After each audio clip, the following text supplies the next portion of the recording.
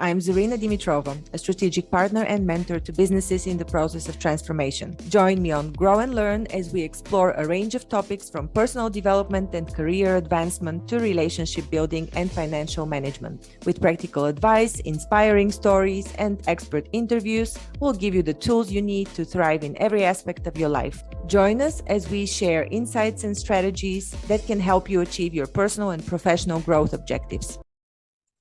Hi everyone, this is Zarina. Welcome to the Grow and Learn podcast, to the Heal and Learn channel, wherever you're watching us. My guest today is Joey Drolshagen. I said it first. I said it right the first time, but this time I may be messing it up a little bit. My guest is a very accomplished person with a 28-year career in business. He was a VP of sales in corporate America. In recent years, he developed a methodology for shooting to high success people in entrepreneurship, people in real estate. We're going to be speaking about a subliminal method that he developed called subliminal mind technique. So I'm welcoming Joey with high curiosity today to hear about the method, about his journey, everything. Hi, Joey. Awesome to be here with you. It's subconscious mindset training, SMT. And you actually said my last name better both times than what I say it, Zarina. Thanks for that. It compensates for the confusion in the method.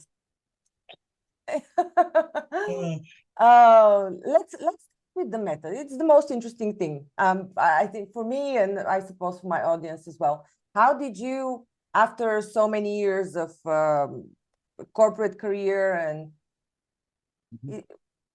how did you come up with this method? Did it come after you left your corporate career? Did you develop it before that? What's the story of this method? Aside from the corporate career, I come from a very low income family outside Detroit, Michigan. There were 5 of us kids, and my mom and dad stayed married till death did them part. And I watched them struggle my entire youth to have enough money to keep a roof over our head and groceries.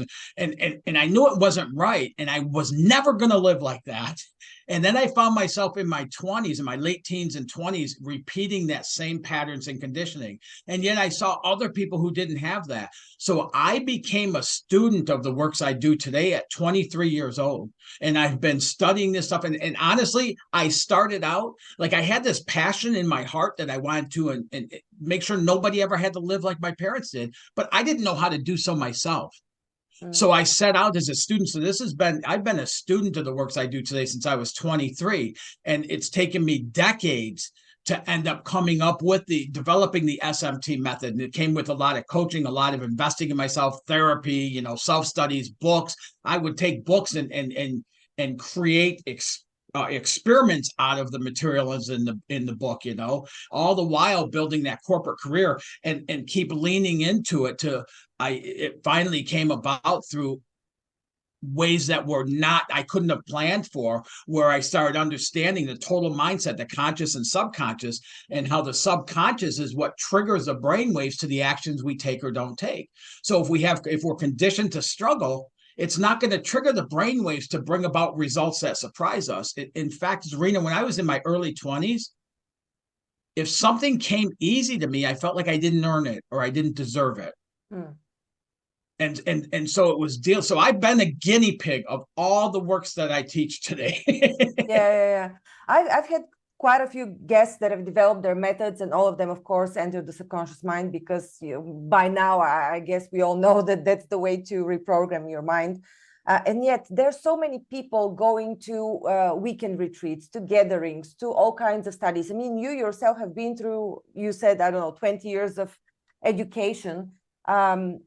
And why does it take so long after there were already developed methods? And the majority of the people that attend these workshops don't come up with the results they invested their money and time for, right? So why does this happen?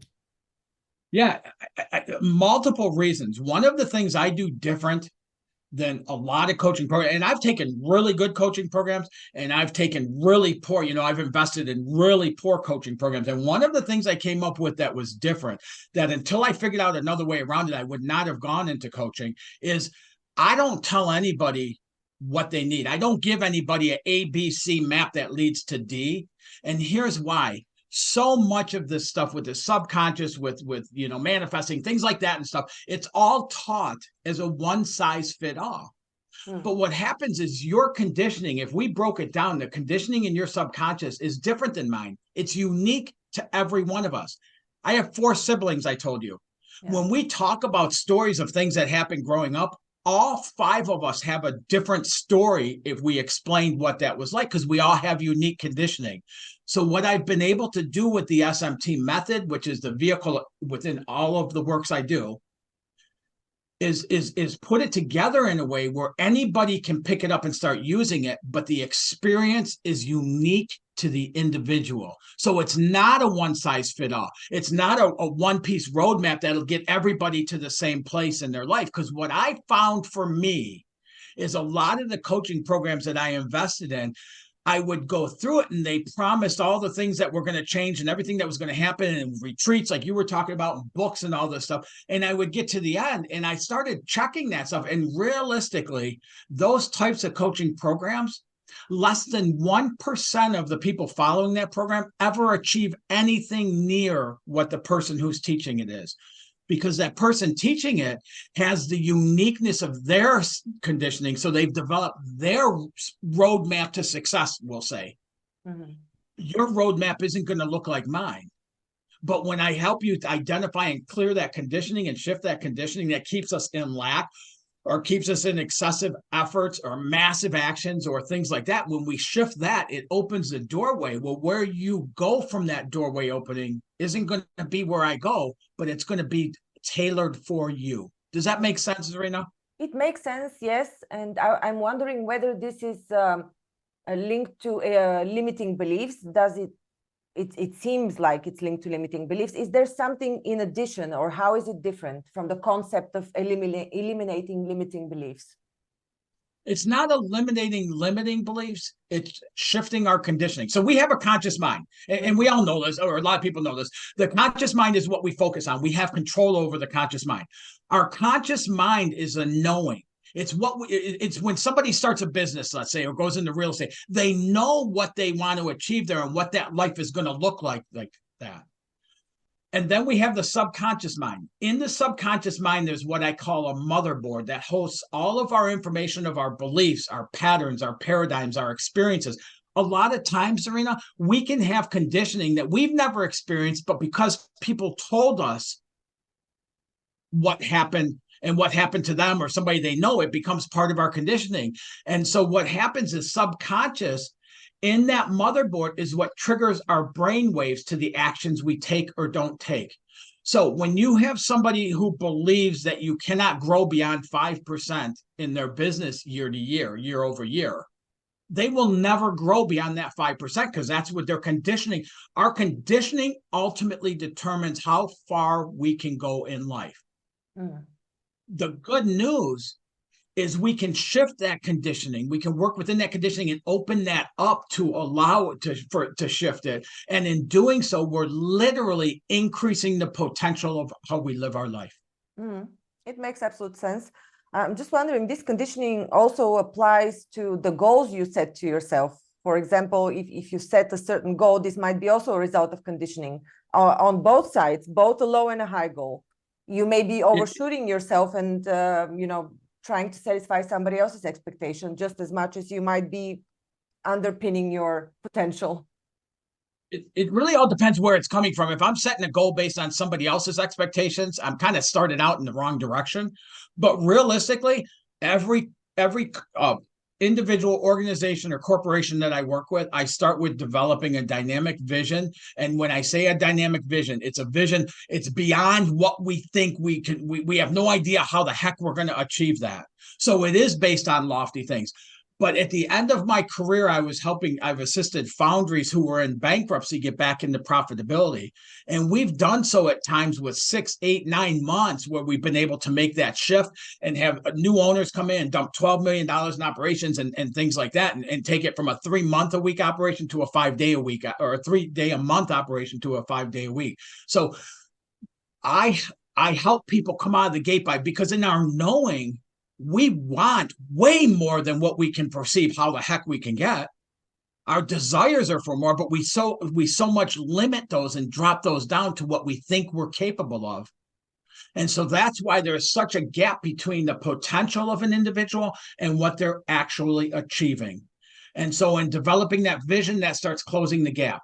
As we start aligning, where the knowing is, like I said, in the conscious, the subconscious is a doing. As we start bringing mindset alignment to it and closing that gap between the knowing doing, now we start achieving those things. And then all of a sudden we start bringing it up higher and we end up closer to that potential point of what's possible for us. Mm-hmm.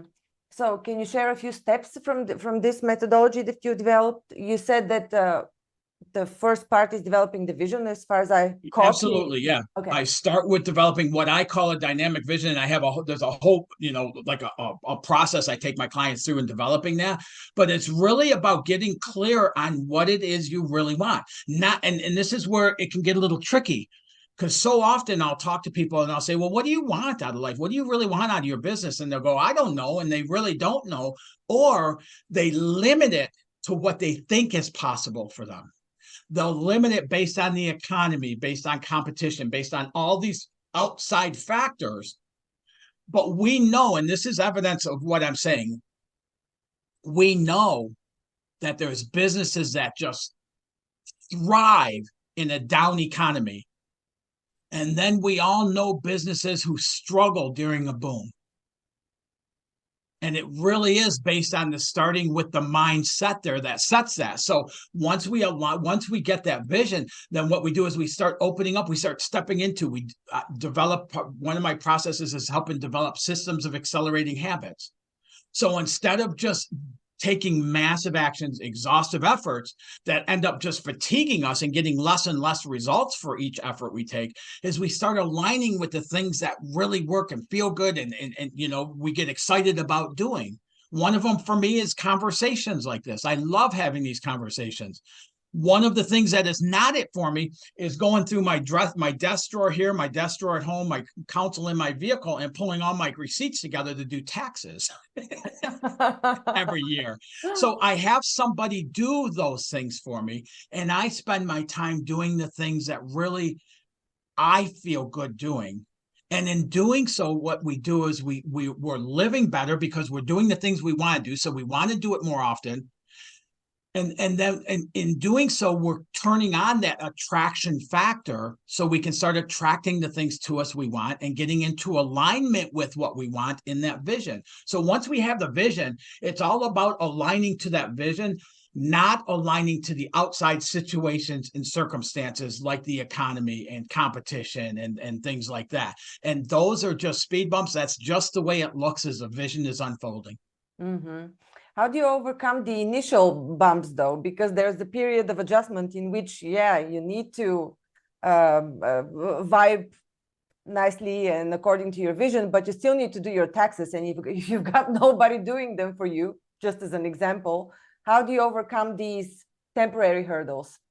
Well, there are some things I have to do. And when I did my own taxes like that, what I did, instead of going into it and going, I can't stand doing this. Oh my God, it takes forever. I can't stand it. I can't stand it. I can't stand it. What I did is I started looking at, man, I can't wait to hit that send when I send everything to the accountant. I can't wait to hit that send button. And I know I'm done for another year. And in doing that, it would help me to sit down and then do even the things that I don't care so much about doing, but I have to. It helps me to get through those things with less upset, less emotional drain, less fatigue, less, all of that, and get it done to hit that send button. I get clear on what I want to achieve, what the end point of that is. And that's the same as a vision, just in mini form. Mm-hmm. Would you say this is the most important part, to be absolutely clear on your vision? It would be absolutely clear. A vision is as alive as we are. So as we change, as we grow, as we expand, our vision is going to change as well. But it is getting clear on that vision of what that looks like, what it feels like what's it going to feel like to live that life. Yes, and that's why I start everybody with that, because when you think about it, coming from that point of seeing where we want to be, it makes the pathway so much more enjoyable around achieving it. Mm-hmm. And I'm telling you, when I tell you this, I don't typically throw up facts like this, but I've helped business owners within 9 months go from $7.5 million was their highest year in 13 years to $23 million. Yeah, I actually read on your website some very impressive results that your coaches, that the people you're coaching have achieved. Yes. I can't open the website at the moment, but there was something like a complete turnaround, like 10x in 6 months or so in revenues. I've helped a wholesale company up in Ohio go from $300,000 a year revenue in 5 years, being the best, leaning on a line of credit to cover the gap, within less than a year going to $3 million a year, and now going to above $5 million a year, heading towards 10. Do you also... See, one of the hardest things when you asked me, because you asked me the question, I'm sorry, but you said what's one of the hardest things is people want to do better than they're doing, but they're so stuck in their logical mind as far as what's possible. When I tell somebody that a 13-year-old business, their highest year is 7.5, within 9 months went to $23 million, they throw that away and say, that's BS, that's impossible, because it's not realistic. And what we do is we use our logical mind to live in what we call realistic, what we see with our eyes, what we can pick up and touch and things like that. But you can call this, somebody could call this client and ask them, and they would confirm all this stuff. It is real. And so part of the whole thing is opening up that beginner mindset for people. And it's one of the things I look at. And if it's not possible to do that, I will pass on working with a client. They have to be open-minded enough to really believe that they can do better than what they're currently achieving. Do you also consult them on business issues alongside with the mindset? Is it also included? Having 28 years in business up to a VP and helping companies, absolutely, yes. That's part of the whole package. Yeah. What I don't do is I never tell somebody what they need to do. What I will help them do is mastermind options and see which one feels best for them. And then that's the action they take. I am very, very much about eliminating waste in our effort, in our focus, in all of that, and really putting it into what matters. So you work with the founder or the managing director, or who is your contact that you're... Yeah, I mean, typically I'll work with the owner, a realtor. I'll work with the realtor. I'm working with a company right now who has multi salespeople in different areas. And so I just went down to spend some time in the Panhandle determining what's the total potential, what potential does he have. We hired somebody, and now I'm going to go down next week and work with that salesperson. So I do that as well. And why is your method called subconscious? How do you enter the subconscious mind? Just with a conversation, or do you use some methodology to relax the people? What is your method? Everything we do in developing the vision and putting the vision on and stepping into the vision, everything we do is structured to bump up against the conditioning that's causing the limitation. Because most people don't even realize that's what's limiting their life. They blame their situation, circumstances, the conditions outside of them and everything else. But that's never the real truth, because somebody else is thriving in with those same conditions.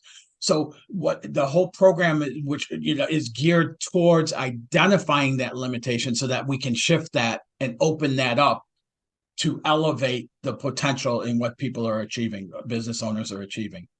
So when I tell people, even it's funny, Zorna, because when I tell people, and I'll ask people this at a workshop I'll say, do you believe that you can, double, triple, quadruple, whatever you want in your business, and at the same time experience more free time in your life? People will go, no. In order to have a successful business, there's a trade-off. You got to be willing to put in the time, the effort, the energies, and everything else in order to do that. And somebody who that's their end line belief and they don't want to change that, or willing to even look at something different, I can't help that person. And that was really hard for me, because part of my driving passion is, my parents were such good people, and seeing them struggle for so long. So part of my reasoning for getting into this was, first and foremost, it was because I was living the way I was living and couldn't stand it. But as I started learning this stuff, that what really brought me to want to bring it outside is I I want to help as many people as I can not have to live like my parents did in that struggle state. But it took me a while to learn what I do isn't necessarily for those who need it. It's for those who want it, who are willing to say, okay, enough is enough. I'm tired of living this way. I'm willing to look at other options. That's somebody I can help. Mm-hmm. Do you have 100% success rate? I do almost 1,000 clients over the past decade. I offer a money back guarantee with my program. So if we're working together and you invest in it and you don't get, because I've worked with a lot of coaching programs and didn't get any results from it. Mm-hmm. I don't want somebody's investment if they didn't get anything out of it. And that's why I'm somewhat selective when I start working with somebody. If they don't have an open mindset, if they're not willing to believe outside of their current conditioning, I can't help them. And I don't want to take their money, their investment. Yeah, that's impressive. And I'm really curious now, okay, because it works with the subconscious mind. Some say you need about 20 days to reprogram for the synapses to find their new pathways and so on. How long does it take to turn around the conditioning of a person? I wouldn't know the complete answer. In one specific area, I can tell you, but we have so much conditioning going on within us, that applies to where we put effort, don't put effort, things like that. So it's really like it's a starting point when we start, and I give people tools right from the moment we start working together to start bringing about that change and start noticing that limitations. And so but it's really an unfolding of than it is a quick switch. Mm-hmm, mm-hmm. But right from the first week I work with somebody, they start noticing a change. Yeah. How long does your program take? I work with people for 6 months.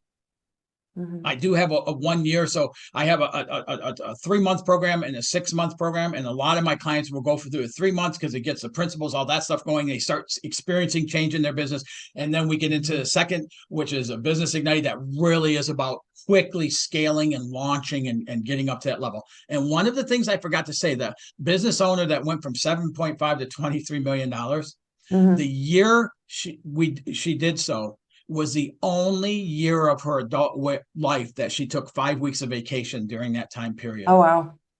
Amazing. Mm. So when I say you can grow your business and open up free time in your life while doing it, and it can be an enjoyable process, that's what I'm all about. Yeah.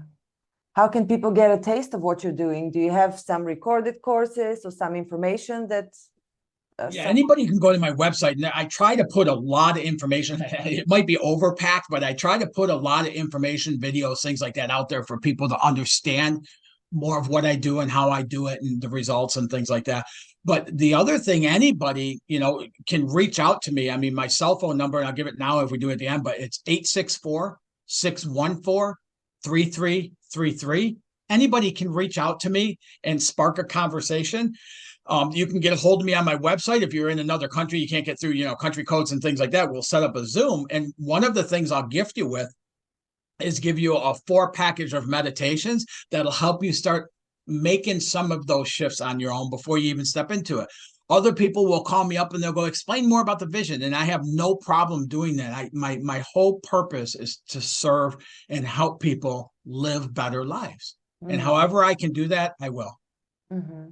What are the meditations about? Are these your meditations, narrated, or is it subliminal music? What are they like? No, it's meditations where I kind of walk through starting to identify some of those limitations and start putting more empowering beliefs in place of them. So I grab some of the basics. I grab the things with struggling, working 24 hours a day. I grab some of the things about with and so it's different conditioning factors that are pretty common amongst all of us, even though it's not exactly the same, but it just starts making some shifts and changes and opening up the mind, to opening up the conscious mind to be able to see things a little bit different, to start taking a little bit, to start being able to drive that to taking different actions from the subconscious. How do you deal with your own life when when you know these tools and are applying them? Is it a constant growth, or do you have periods of just observing, doing nothing? How does your life go? I would like to say that I know these tools and man, my life is never have a problem. Yeah. But that wouldn't be true. You know, even with coaching these things, I'm not always on my A game every single day.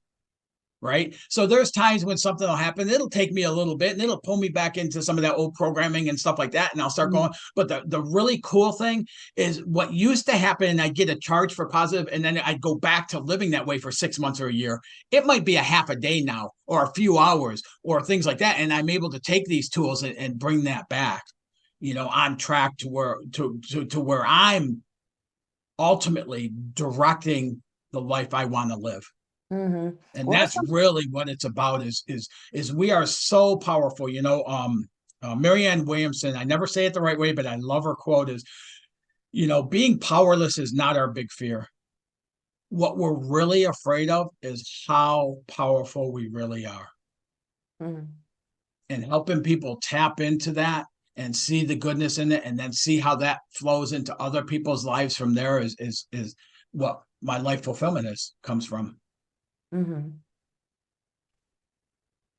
Inspiring. Is there another tool that you might want to share? Something that is easy to implement, maybe, other than look. Yeah, getting to know the vision would be one. And yeah, I'll share another tool. Another tool that you can use is,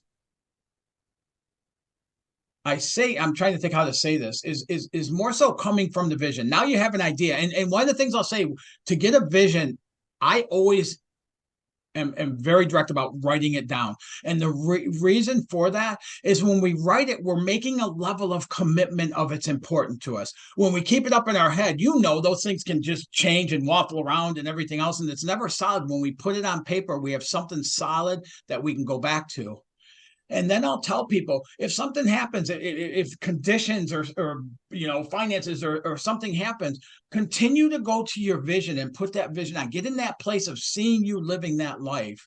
And that'll be a starting point for start bringing that about. Now, if there's conditioning, it's not going to really fully take care of the conditioning, but at least get us past so many of those little hurdles that don't even really matter, but they seem to when they come up.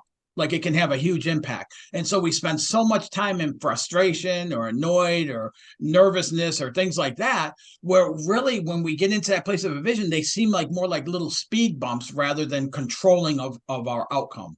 Yeah. Does that make sense? Yeah, sure. Joey, you've worked with clients that were already successful. Maybe they weren't growing, but they were successful. Making 7.5 million a year is being successful, right? So you managed to double, triple their income. What about people that start off with a similar position that you started off with? Yeah, that's really what I developed it for, honestly. So, the 12-week program I talked about is to help get the initial tools, get the things stirring, get the conditioning shifting and things like that. And then once we do that, like I have a lot of people that'll come to me that are in jobs and they can't stand what they're doing and they don't know what they want to do. Mm-hmm. And so I'm able to help them identify through that visioning and things like that, identify what that is, get that vision together. And then we start moving in that direction. We start opening up, start taking those actions and things like that.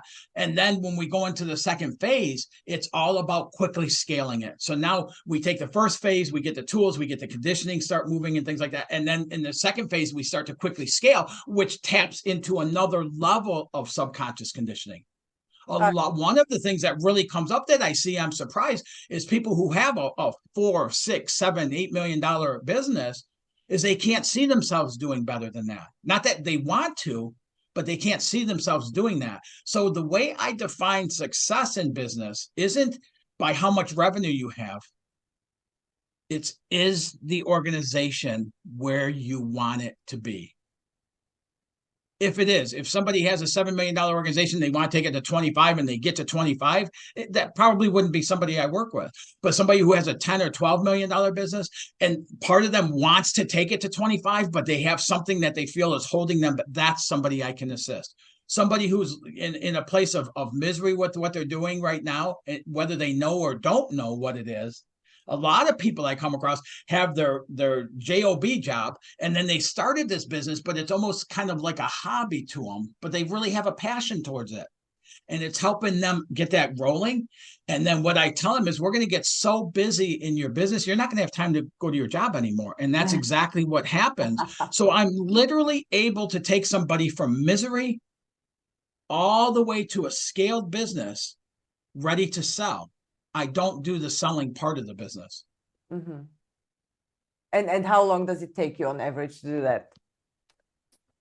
I told you 3 months and 6 months for the other one. Now, there's some people, I've had clients who come to me and they said the gentleman that went to $3 million from $300,000 on the wholesale company, and he came back and he goes, I want to get to 5 million. And I go, okay, cool. How do you want to do that? And he said, I want to work with you to do that. And so now we're in the process of scale. So I will have clients who will achieve what they want to achieve, go out, enjoy that. And then the human condition is always, when we get to this mountaintop, we look at this mountaintop and want to get there, and that's good, that drive that we have. And so helping to do that. Is this your passion, doing coaching and trainings, or are you involved in other businesses? This is all I do. This is all I do. I do have a consulting arm. I do have like I just did for the local government here. I just did an 8-month leadership training where it was for small business growth, and where they could send their managers and put their future leaders in and start going through leadership. But it's all based on the same principles as what I do with the coaching and such. Yes. So this is my life. Cool. Other than hang gliding, motorcycling, trout fishing. Do you have a family and children? I do. Yeah, I have one son. He's 27 years old. So he's a man, and I'm really, really, really proud of him. So you're a free man. No small children around is what I meant. No young, but I love little kids too. So. Okay.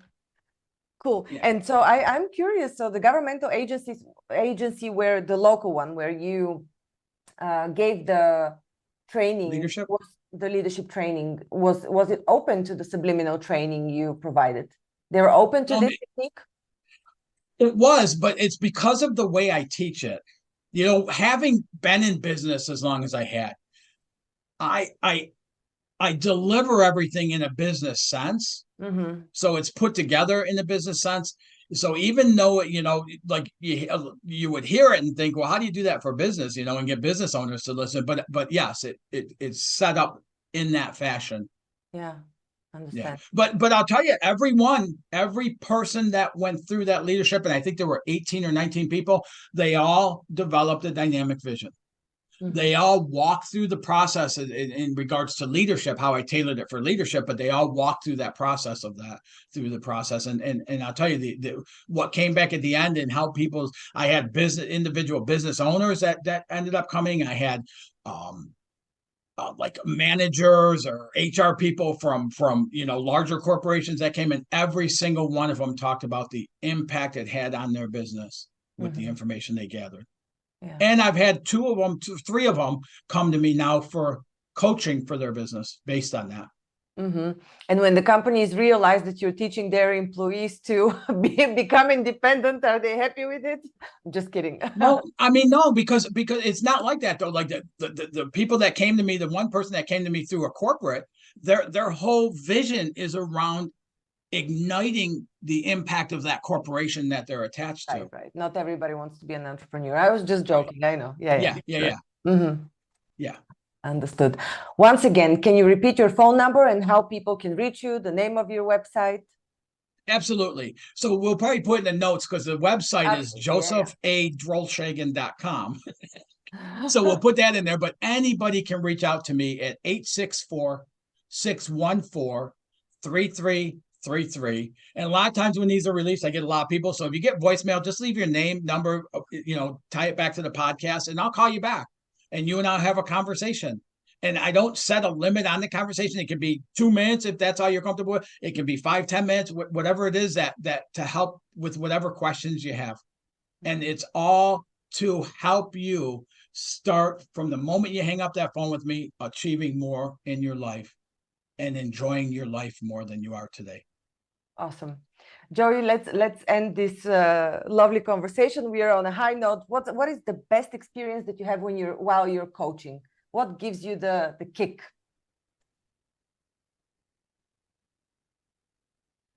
So I have to tell you a quick little story here in my 20s, I was married and we had 5 pregnancies. And the first 2 were born at 24 weeks. And were on machines and equipment and passed away within hours. And then my son was born. And then we had 2 more pregnancies like the first 2. So when I say I adore my son, I absolutely I don't know how to explain it. It's not big enough words. But on my son's first birthday, I wasn't home celebrating his life. I lived in Michigan at the time, but I was in Indiana building a sales territory because I was conditioned that a man gets a job and supports a family and hopefully lives long enough to enjoy some retirement. And I thought that's where I was supposed to be. And to this day, as I'm telling you this, I can feel that missed moment of my life. So as I work with clients and as they start realizing what they're missing by all the exhaustive efforts and everything, and they start capturing some of that life back, and they're at their children's sports or their events or whatever it may be, home for a birthday or an anniversary, man, that just fills my heart to know that they're doing better business-wise than they were, and they have the time to really enjoy the special moments of their life. Love that. Thank you so much for this conversation. Yeah, this is a great conversation. Thank you for listening to Grow and Learn. We hope that you found our podcast informative, engaging, and inspiring. Our mission is to help you keep growing and learning, and we hope that our conversations and insights have provided you with practical advice and useful perspectives. If you're looking for personalized support and guidance to help you achieve your personal or professional growth objectives, I offer a range of services to help. As a trusted management partner and mentor, I work with businesses in the process of transformation, looking for new streams of business, as well as M&A. With an extensive professional network of experts and mentors, I can bring on board the right person or team based on the specific needs of the company I'm working with. To learn more about the services I offer and how I can help you achieve your goals, visit my website at grownlearn.org. You can also reach out to me via email or social media. I'd love to hear from you. And if you enjoyed this episode of Grow and Learn, please subscribe to our podcast and leave us a review. Your feedback is important to us, and it helps us to continue to create content that is relevant and valuable to our listeners. Thanks again for listening, and we look forward to sharing more insights and perspectives with you in the future.